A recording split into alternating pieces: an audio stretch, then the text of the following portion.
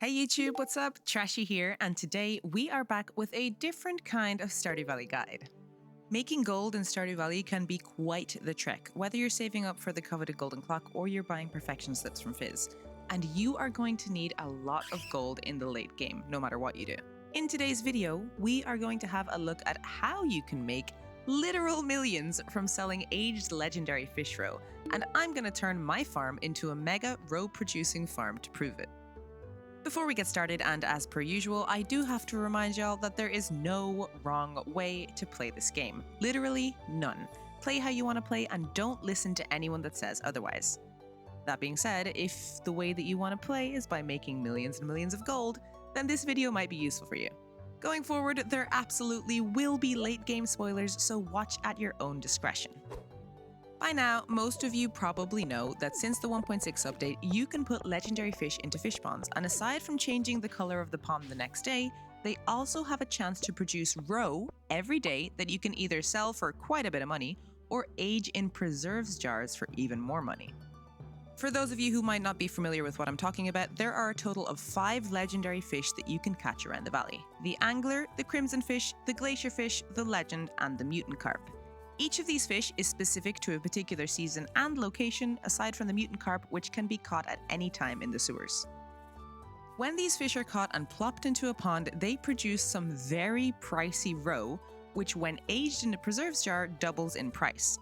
And if you have the artisan profession, you get an extra 1.4 times multiplier to the final selling price, because aged roe is an artisan good.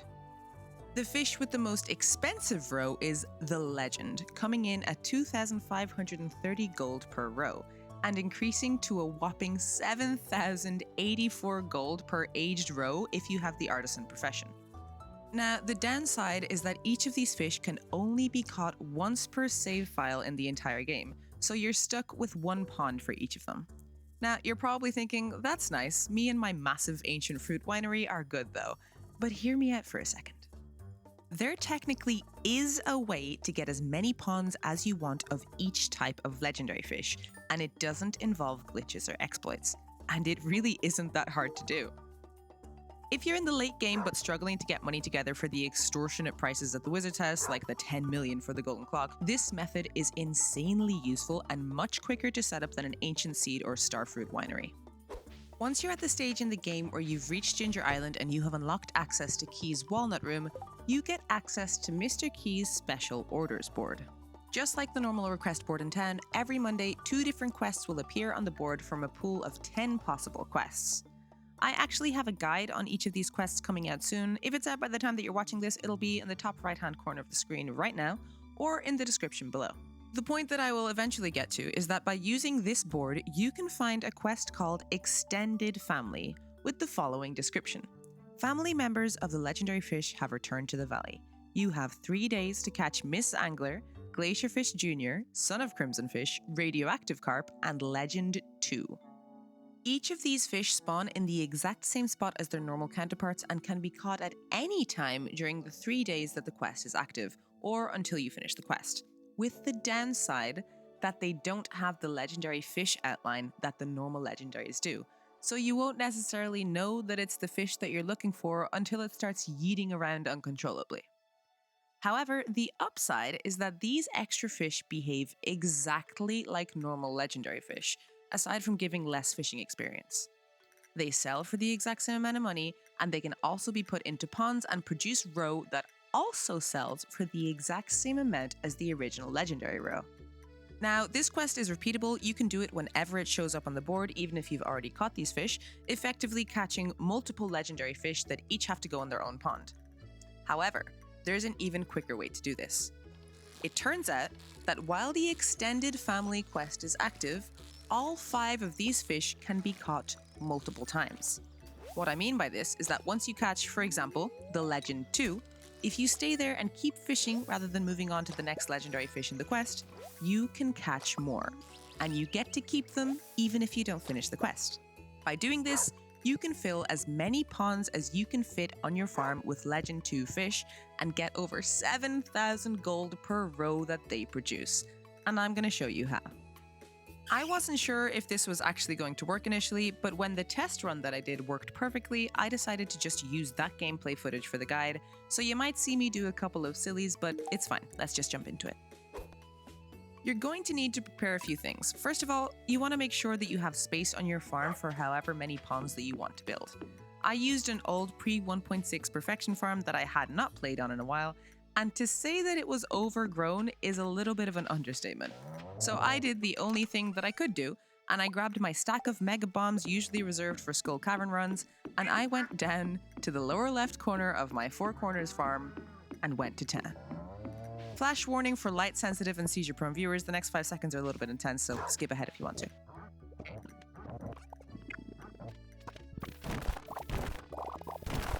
Once that was cleared and I had stacks and stacks of wood to show for it, I started thinking about how to make the Legend 2 itself easier to catch with fishing buffs to make my fishing bar longer.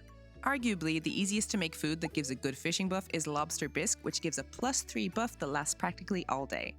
It costs 1 lobster and 1 milk to make, and you can get the recipe in the mail from Willie at 9 Hearts or from Queen of the Sauce on Winter 14th Year 2. Milk is pretty self-explanatory, and the easiest way to get a bunch of lobsters is by placing crab pots down at the beach and filling them with deluxe bait. Use the first couple of lobsters that you get in a bait maker, and use the lobster bait in the crab pots for an increased, but not guaranteed chance for lobsters. If you have key seasoning, you can also make this dish with a whole extra fishing level to it. Of course, if you're going to catch yourself a bunch of legendary fish that like to live on their own, you're going to need a bunch of ponds to put them all in. Ponds can be built at Robbins and they cost 5 seaweed, 5 green algae, 200 stone and 5,000 gold to build, as well as the usual 2-day wait time. Let's say we're gonna prep to build, 10 ponds. Now, I don't need to explain how to get stone and gold, and if you have enough gold you can even buy the stone. However, seaweed and algae can be a little bit trickier. I found that the best way to find green algae was just by slaying slimes in the mines. I had the mine on dangerous mode at the time of recording this, and it actually seemed to me that the special blue slimes on the earlier levels drop more green algae than normal slimes, but I could be wrong. I spent a couple of days farming some algae using this method and also fishing in the mines, which wasn't quite as good. And seaweed is also supposed to spawn in the early floors of the dangerous mines, but I literally didn't find a single one. I was getting pretty frustrated with the lack of seaweed, so I had a little look online, and I would love to give a massive thank you to this Redditor here, who pointed out that the training rod during summer literally only catches trash and usually catches seaweed. I sped my way through spring, because that's the season that I was in when I started recording this, going to the mines for algae and harvesting lobsters from the crab pots regularly, although I did just straight up sleep for a few days towards the end because I am very impatient. Once summer rolled around and I started fishing at the beach using the training rod, I was rolling in seaweed in no time. I took about a week to keep stocking up on seaweed, and then the next Monday I went to check the key quests and I got super lucky because the extended family quest happened to be active that exact day, so I decided that it was go time. Once you accept the quest, you will have 3 days to fish up as many legendary fish as you can. Now, I went with Legend 2 because it is the most lucrative. If you haven't already, it's time to make yourself some lobster bisque and grab your fishing rod, your bait, and your preferred bobbers. I happen to have 2 curiosity lures stored away in the farm, and you can get these from farming Skull Cavern monsters, specifically mummies. These lures increase the chances of rare fish, in this case the Legend 2. And if you want to know more about getting the most out of a good Skull Cavern run, definitely check out this video on the screen right now or in the description below. If you've achieved fishing mastery, you will have 2 tackle spots. Now, I like to use a trap bobber in the second spot to slow down the progress bar depletion, but it's up to you. Once you're ready, it's time to head out to the Legend 2's fishing spot up in the mountains and start your day. Now, something wild happened while I was recording this, and I'm just going to leave it here unedited, but basically, when I got to the fishing spot, I somehow managed to nonchalantly get a perfect catch on my first Legend 2 fish, and it was only the second fish of the day. After that wild experience, I kept fishing for a while until I had caught 2 more just to be sure that I could catch multiple, because at this point I still wasn't entirely sure that this would work, but it definitely did.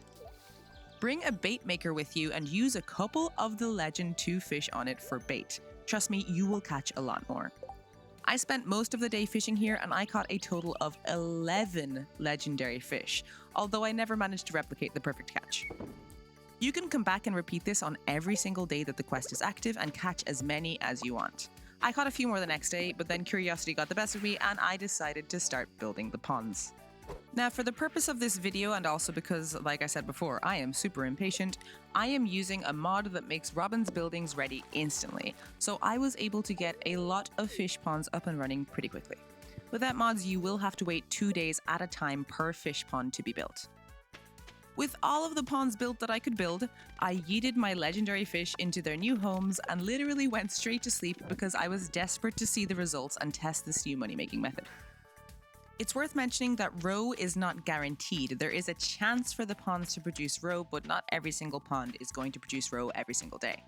I spent a week harvesting and then aging the roe, although because roe takes around 3 days to age, I went a little bit over a week to get this last round of the big surplus of roe that I had done, which ended up being a total of 75 aged roe, and it sold for a total of just over $500,000 gold, which is wild.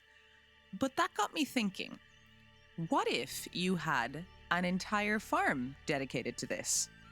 Please hold.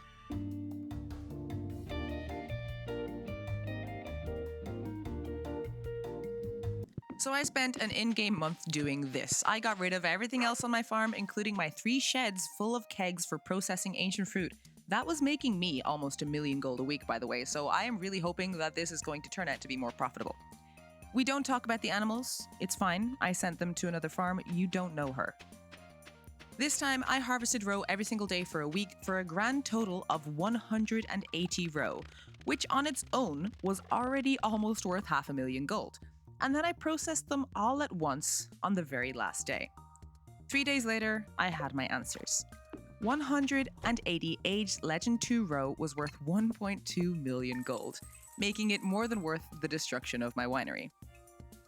But can I get even more? Would I even dare? Of course I would. When you achieve farming mastery, you can begin to find golden animal crackers around Stardew Valley that double the output of your farm animals, aside from pigs. And it turns out that these crackers also work on fish ponds, including legendary fish ponds. Now, you can find golden animal crackers in fishing, treasure chests, golden mystery boxes, chopping trees, shaking trees, slaying monsters, and a bunch more activities, so you will come across them naturally after achieving farming mastery.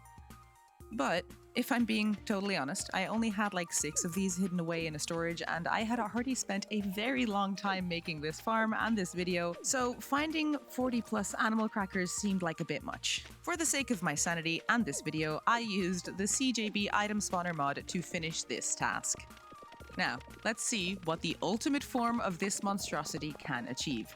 Just like the previous times, I spent a week harvesting the roe before processing it, although at this stage I'm just doing it in the spirit of comparison because it's probably better to age it as you harvest if you're getting quite this much.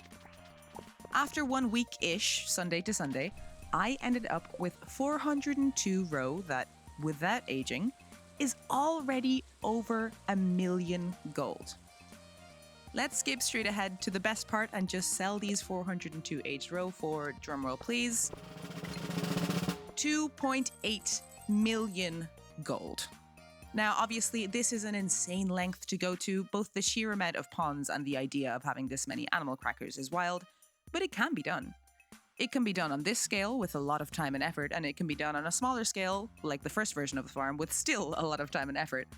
But either way, there is no denying that while it takes up some space, legendary roe farming is a wild moneymaker for endgame players, and the most difficult part of it all might actually be just getting enough seaweed to make the ponds in the first place.